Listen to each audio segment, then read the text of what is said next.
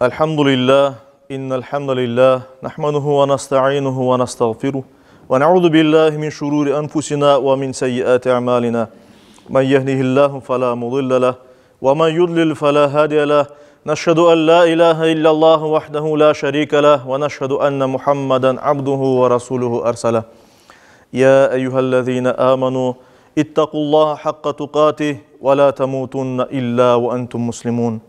أيها الناس اتقوا ربكم الذي خلقكم من نفس واحدة وخلق منها زوجها وبث منهما رجالا كثيرا ونساء يا أيها الذين آمنوا اتقوا الله وقولوا قولا سديدا يصلح لكم أعمالكم ويغفر لكم ذنوبكم ومن يطع الله ورسوله فقد فاز فوزا عظيما أيها الناس قال الله تبارك وتعالى في كتابه الكريم أعوذ بالله من الشيطان الرجيم بسم الله الرحمن الرحيم قل أعوذ برب الفلق من شر ما خلق ومن شر غاسق إذا وقب ومن شر النفاثات في العقد ومن شر حاسد إذا حسد بسم الله الرحمن الرحيم قل أعوذ برب الناس ملك الناس إله الناس من شر الوسواس الخناس الذي يوسوس في صدور الناس minel cinneti ven nas.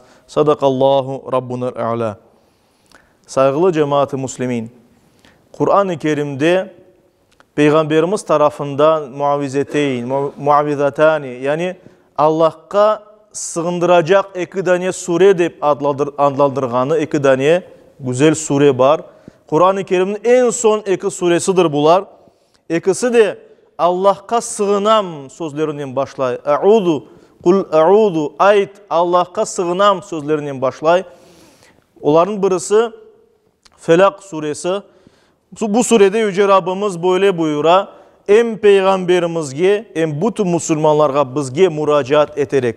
Ayet yaratkan şeylerinin şerrinden, karanlığı çökken vakit gecenin şerrinden, düğümlerge ufurup etni yapkan üfleyicilerinin şerrinden ve kızganğanı vakit kızganç insanın şerrinden Tanrı'nın Rabbine sığınam.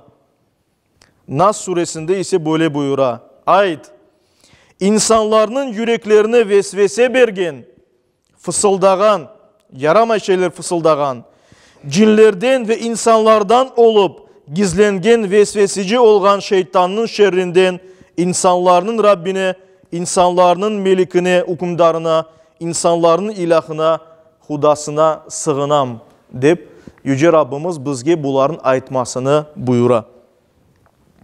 Saygılı cemaat-i Müslümin, hürmetli Müslümanlar, bir insan için ya da bir Müslüman için dünyada en büyük tehlike, en havflı şey bar olup gayemizni unutmaktır. Ne için biz bu dünyada varmız bunu bilmemek, unutmaktır saygılı cemaat-i Müslümin. Ve böylece gaflet içinde kalıp anlamadan, hiç fark etmeden günahlar yapmak, kul olmaktan, doğru yoldan ayrılmak ve kul olmaktan ayrılmaktır saygılı cemaat-i Müslümin. Bir insan böyle etip öz nefsine uysa, gafletke düşse, farkına varmasa yapkan şeylerinin yaxşı ya da yaramay olanından, eğer de böyle kimse Allah'a sığınmaktan özünü mahrum etse, elbette Yüce Rabbimiz bu insanların acınılacak vaziyette olganını bizge bildirir. Peygamberimiz sallallahu aleyhi ve sellem meşhur hadislerinde buyura ki, en zavallı insan gafil insan, gaflette olgan insan, yani yapkanlarından habersiz olgan insan. Bir Müslüman olsa ya da Müslüman olmasa, Müslüman olsa bile bir insan yapkanlarının yaxşı mı, yaramay mı, günah mı, savap mı, haram mı, helal mı bilmeyip yapsa, o insan günahlarını, haramlarını çok işlemesi mümkün. Ve böylece hiç fark etmey, tövbe etmey bundan vazgeçmey, Allah'tan bağışlaf dilemey. Ve böyle olgan insana apansızdan kıyamet gelgende ve bu insana ölüm gelgende ve bu insan anlaganda ki bu dünyada o kadar yaramay şeyler yapkan eken hiç habersiz edi. dağlar dayın üstüne günahlar düşecek. Yapkan haramlar, hareketler onun cehennemge varmasına sebep olganda o vakit şu insan ne kadar da gafil, habersiz, yapkanlardan habersiz olganını anlar. Ve Peygamberimiz değil ki en zavallı insan bu insan. Çünkü yarama yapkandan haberi bile yok. Ona göre de dinimizge göre en birinci Müslüman yanı yapmak gerek. Dinin esaslarını öğrenmek gerek. Nedir haram, nedir helal bularını öğrenmek gerek. Ve bundan sonra bular üstünde yaşamak gerek.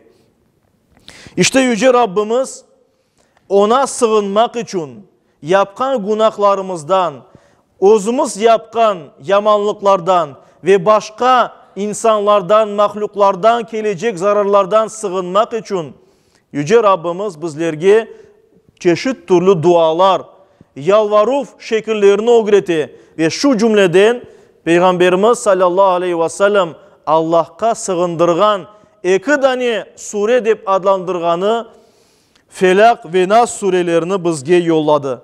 Biz onlarını okup dua şeklinde olgan şu surelerini okup Yüce Rabbimizge sığınamız. Ve biz bilemiz Peygamberimiz sallallahu aleyhi ve sellem hadislerinde şu iki sureni çokça okumakını Müslümanlarga tavsiye etken edi. Saygılı cemaati Müslümin, Felak ve Nas sureleri yani aman aman Müslümanların bilmek gerek olan sureler olgan şu sureler bir tek Allah'a inanganımızı ifade eti. Bir tek Allah'a boysunganımızı ifade eti. Yani insan başka insanlar o günde kulluk etse o alçalıp keti ama Allah için kulluk etse onun büyüklüğünü gösterir elbet. Ve bu iki sure bizni her türlü yamanlıktan, karanlıklar içinde yolumuzu coymaktan Rabbimizge sığınmak gerek olganımızı anlatkan surelerdir. Bu iki sure şuurlu hayat sürmek gerek olganını bizge öğütley ve her alımızda Allah'a işanıp dayanmak gerek olganımızı bizge bildirir. Ona göre de saygılı cemaat-i Müslümin öz akılımızı kullanıp Allah'ın kudretini düşünmek ve ondan ibret almak gerekmez.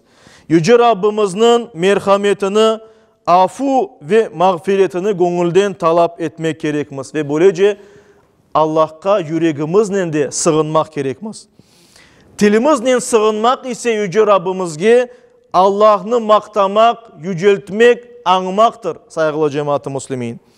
Ve böyle eğer yapsak hem akılımızla, hem gönlümüzle, yüreğimizle, hem dilimizle Allah'a sığınsak, bütün bedenimiz Allah'a sığıngan olur ve kıymetimiz artar. Çünkü ne kadar insan salih, kıymetli, güzel, sevaplı işler becerse o kadar da kıymeti Allah katında daha da ziyade olur. Şu okuganımız iki sure, Felak ve Nas sureleri bizge bizni kullanmağa istegen kimseler karşısında ziret ve basiretli olmakını öğretti. Fani şeylerge degildi, bu dünyalık şeylerge degildi. Yalnız Allah'a kul olmakını bizge öğretti. Eğer biz Yüce Rabbimizge yönelsek, Yüce Rabbimizge işanıp dayansak, ondan her şeyini beklesek, ona dua etsek elbette o bizni terk etmez. Bu dünyada herkes bizni terk etmesi mümkün. Ama Yüce Rabbimiz bizni hiçbir vakit kaldırmaz ve doğru yollarını gösterir. Yeter ki biz özümüz Yüce Rabbimizge sağınayık.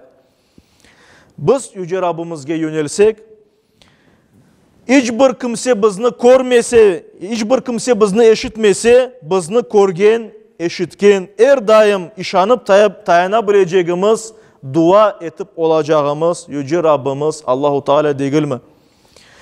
Gönülden yalvarışlarımızı, dualarımızı karşılıksız kaldırmayacak Yüce Rabbimiz değil mi saygılı cemaat? Bir kimse, bir Müslüman Yüce Rabbimizge yalvarsa, dua etse, bir şey istese, rahmet kapılarını açkan Yüce Rabbimiz ona cevap vermez mi, merhamet etmez mi? Ona göre de yeter ki biz Yüce Rabbimizge yöneleyik, sığınayık. Allah-u Teala bizge her türlü merhametini ve nimetini ziyadeleştirir inşallah. Peygamberimiz Muhammed Mustafa sallallahu aleyhi ve sellem'den birkaç dua numunesini getirip hutbemni bitirmege isteyim. Peygamberimiz Felak ve Nas surelerini okuydu, bizge tefsiye eteydi. Bundan gayrı da mesela bu şu şekilde Allah-u Teala'ga sığınaydı, dua eteydi. Her türlü yaramay nazardan, yamanlıktan ve yamanlık sahiplerinden Allah'ın tam kelimelerini, onun sonsuz iradesi ve hükmüne sığınamız. Allah'ım kulağımızın şerrinden, kozumuzun şerrinden, yamanlığından, dilimizin şerrinden, kalbimizin yamanlığından, nefs isteklerimizin şerrinden sana sığınamız. Allah'ım acizlikten, tembellikten, saranlıktan, korkaklıktan, kabir azabından sana sığınamız dep aytaydı. İşte Yüce Rabbimiz her daim her birimizge o'zimizden kelgen şerden, yamanlıktan, etraftaki olgan mahluklarının şerrinden Allah'a sığınmakını bizge nasip eylesin. Yüce Rabbimiz her daim Allah'a sığıngan kullardan her birimizge olmağa nasip eylesin. Yüce Rabbimiz yüreklerimizni birleştirsin, iman ile yaşamağa, iman ile son nefesimizni vermege nasip eylesin. Amin.